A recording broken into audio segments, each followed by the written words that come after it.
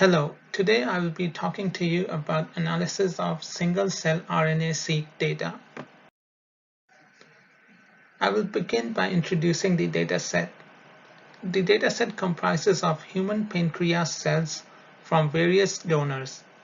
Single-cell transcriptomes for 638 cells were obtained from 8 human organ donors. 5 were non-diabetic donors labeled as ND. 3 were type 2 diabetic donors labeled as T2D. I will go behind the motivation of the data. Blood glucose levels are tightly controlled by the coordinated action of at least 4 cell types constituting pancreatic islets. These are the alpha, beta, delta, and gamma/pancreatic polypeptide cells. Changes in proportion and/or function of these cells is widely associated with genetic pathophysiology of monogenic type 1 and type 2 diabetes. Cellular heterogeneity restricts our precise understanding of each cell type, particularly the less abundant delta and gamma/pancreatic polypeptide cells. So this is where single-cell RNA sequencing can help us. The goals of the project are to use single-cell transcriptome profiling to reveal genes differentially regulated between type 2 diabetes and non-diabetic alpha, beta, and delta cells that were undetectable in paired whole islet analyses. So they were otherwise masked by islet cellular heterogeneity. We also have a goal to identify fundamental cell type specific features of pancreatic islet dysfunction and ultimately provide a resource for comprehensive understanding of islet biology and diabetes pathogenesis. Now I will talk about the methodology I've used till now. The first step for my project was pre-processing and quality control. This addressed low-quality libraries in my single-cell RNA-seq data. These low-quality libraries are usually present in cells with total low counts, few expressed genes, and high mitochondrial proportions. They may lead to misleading results in downstream analyses. The second step for me was normalization by deconvolution and then scaling and log transforming my data.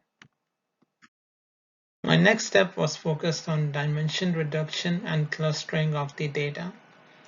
For that, I used T-stochastic neighbor embedding method, which is also called TSNE. This method is not restricted to linear transformations like the principal component analysis method. So it is more flexible in how it clusters the data. The final step till now for me was differential gene expression. I performed pairwise differential expression analysis between each cell type and then compared which cells were different. These are some of my results from pre-processing and quality control. The first plot represents the total count. The library size is defined as the total sum of counts across all relevant features for each cell. Cells with small library sizes are of low quality as the RNA has been lost at some point during library preparation, either due to cell lysis or inefficient cDNA capture and amplification. The second plot here is the number of detected features. The number of detected features in each cell is defined as the number of endogenous genes with non-zero counts for that cell.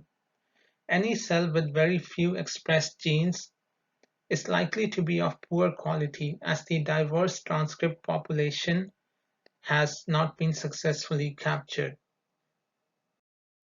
The third plot here represents the proportion of reads mapped to genes in the mitochondrial genome.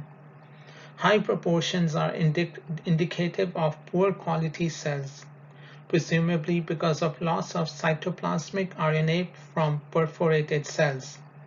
The reasoning is that in the presence of modest damage, the holes in the cell membrane permit efflux of individual transcript molecules but are too small to allow mitochondria to escape. This leads to a relative enrichment of mitochondrial transcripts. For single-cell RNA-seq experiments, high proportions are also useful as they can mark cells where the cytoplasm has not been successfully stripped. This plot represents the percentage of mitochondrial reads in each cell compared to the total count. This is another useful diagnostic plot. The aim here is to confirm that there are no cells with both large total counts and large mitochondrial counts, to ensure that we are not inadvertently removing high-quality cells that happen to be highly metabolically active. This plot represents normalization by deconvolution. It shows the relationship between the library size factors and the deconvolution size factors. We see that the deconvolution size factors exhibit cell type specific deviations from the library size factors. This is consistent with the presence of composition biases that are introduced by strong differential expression between cell types. Use of the deconvolution size factors adjust for these biases to improve normalization accuracy for downstream applications. This plot represents dimension reduction and ultimately clustering using TSNE. Each point represents a cell that is colored by their respective cluster. The point here was to cluster similar groups of cells so that we can see which genes are differentially expressed in which cells, and if we can make any conclusions about that. So this plot is a histogram which shows the number of genes expressed in each cell. Since there were a lot of cells which didn't express a lot of genes, it was decided that any cell which expressed less than 3,500 genes was discarded from the downstream analysis. So we were left with 978 cells for our differential expression analysis. Now I will discuss some advantages of working with single-cell RNA-seq datasets. This is a fairly new technology, with the first paper describing it being published in 2009. Single-cell RNA-seq measures the distribution of expression levels for each gene across a population of cells. Previously, this was not possible as only bulk RNA-seq methods were used.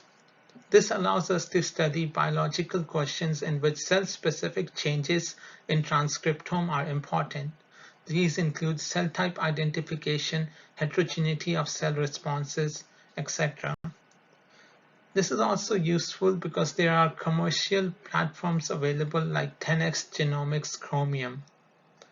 Also, several computational analysis methods from bulk RNA-seq can also be used for single-cell RNA-seq. Some limitations of working with single-cell RNA-seq datasets are that the dataset can be really huge in size, ranging from 100 cells to 100,000 cells, and this typically increases in size every year. In most cases, computational analysis requires adaptation of the existing methods or development of new ones. High variability increases computational challenges in data analysis, and single-cell RNA-seq is also more expensive and time-consuming than bulk RNA-seq. Next steps for my project include exploring unsupervised and supervised differential gene expression analysis and also comparing them, variance modeling, marker gene detection, and cell type annotation.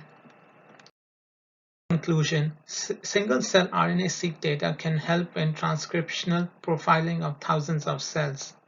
Advancements in data processing and reduced costs of sequencing help make this technique feasible. This project focuses on genes differentially regulated between different types of pancreatic cells in type 2 diabetic and non-diabetic people. Understanding of the diabetes pathogenesis is crucial.